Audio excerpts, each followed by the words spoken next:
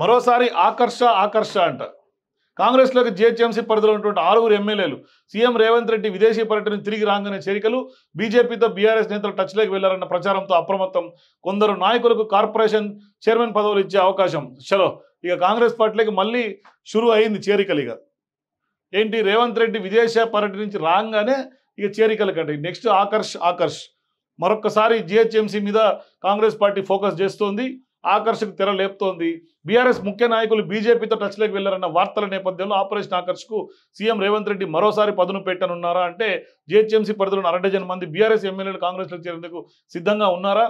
ప్రస్తుతం విదేశీ పర్యటనలో ఉన్నటువంటి సీఎం హైదరాబాద్కు తిరిగి రాగానే మరో విడత చేరికలు ఉంటాయా అంటే అవుననే అంటున్నాయి కాంగ్రెస్ వర్గాలు. వాస్తవానికి సిపిఐ ఎమ్మెల్యేతో కలిపి 65 మంది సభ్యులు మద్దతుతో ఏర్పడినటువంటి కాంగ్రెస్ ప్రభుత్వం ఎంతో కాలం నిలవదంటూ కేసీఆర్ సహా బీఆర్ఎస్ ముఖ్య నాయకులు చేసినటువంటి ప్రకటనలతో అప్రమత్తమైనటువంటి సీఎం రేవంత్ రెడ్డి ఆపరేషన్ ఆకర్షకు తెరదీసినటువంటి సంగతి తెలిసిందే.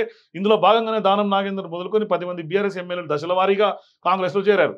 గతంలో 12 మంది కాంగ్రెస్ ఎమ్మెల్యేలతో ప్రత్యేక శాసనసభ పక్షం ఏర్పాటు చేయించి బీఆర్ఎస్ ఎల్పీలో విలీనం చేసుకున్న తీరుగా బీఆర్ఎస్ చెందినటువంటి 26 మంది ఎమ్మెల్యేలతో శాసనసభ పక్షాన్ని ఏర్పాటు చేయించి సీఎల్పీ విలీనం చేయించేందుకు కూడా సీఎం రేవంత్ రెడ్డి ప్రణాళిక రచించారన్న ప్రచారం జరిగింది.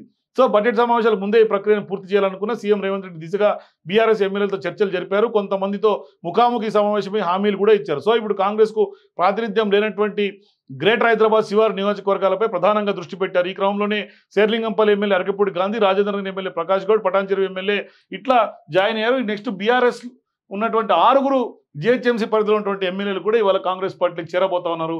అంటే ఇక్కడ కాంగ్రెస్ వ్యూహాత్మకంగా బీజేపీని దెబ్బకొడుతుంది. బీజేపీతో బీఆర్ఎస్ నేతలు టచ్లోకి వెళ్లారన్న ప్రచారంతో ఇవాళ రేవంత్ రెడ్డి అలర్ట్ అవుతుంది. అంటే బీజేపీకి స్కోప్ ఇవ్వట్ల. తెలంగాణలో బీజేపీ యొక్క స్ట్రాటజీస్కి, గేమ్ ప్లాన్కి రేవంత్ రెడ్డి చెక్ పెడతా ఉన్నాడు.